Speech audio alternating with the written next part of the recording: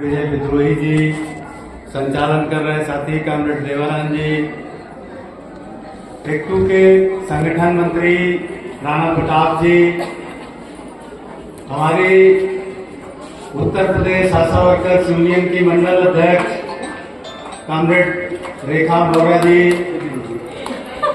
आपके जिला अध्यक्ष गीतांजलि जी और यहाँ उपस्थित तमाम हमारे जुझारू आशा बहनों,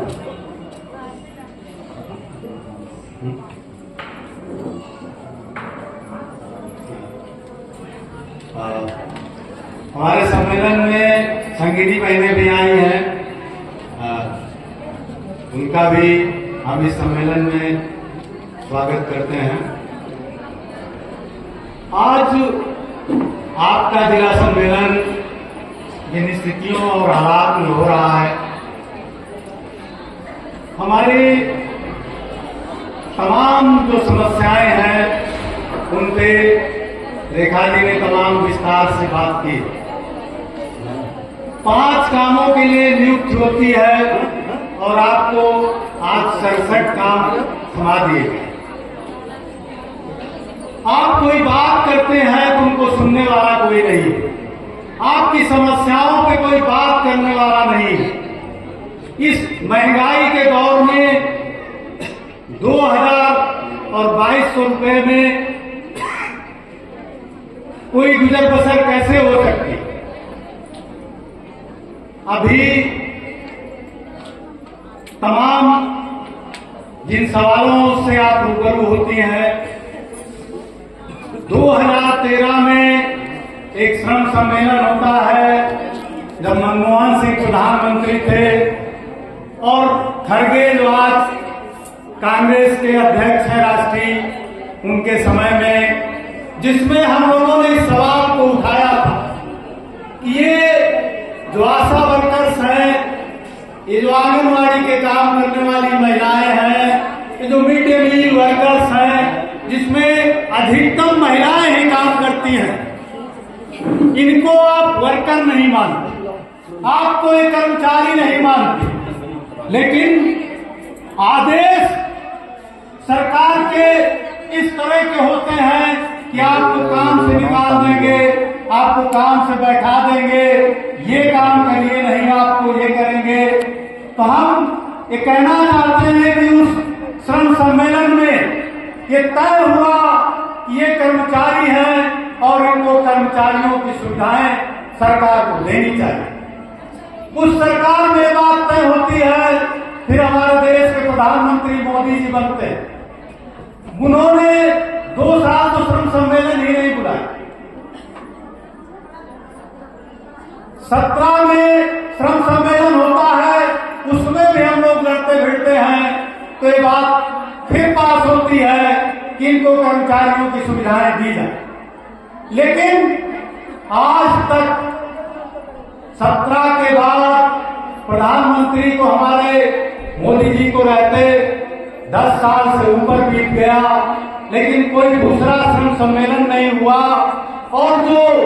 46वें श्रम सम्मेलन के पास प्रस्ताव है उनको भी आज तक लागू नहीं किया। सरकार महिला श्रम को, खास करके जो इस समय की सरकार है, जिसमें देश के प्रधानमंत्री मोदी जी और हमारे प्रदेश के प्रधानमंत्री योगी जी, उस श्रम को श्रम ही नहीं मानते और बेकारी की तरह उनसे काम लेने पर भरोसा करते हैं। ऐसे दौर में आप सम्मेलन कर रहे हैं जब आपने इन तमाम चीजों के खिलाफ लड़ने का मन बनाया है। हमारी यूनियन को अभी बहुत अरसा नहीं बीता, पिछले 2 साल पहले ही यूनियन का गठन हुआ और ट्रेड यूनियन एक्ट में रजिस्टर्ड हम लोगों की पहली यूनियन है जो आशा वर्कर्स के सवाल को प्रदेश और देश के स्तर पर उठा रहे। इन 2 सालों में ही हमने पूरे देश में स्कीम वर्कर्स का एक महासंघ बनाया, जिसके तहत अभी पिछले साल बिहार की हमारी आशा बहनों ने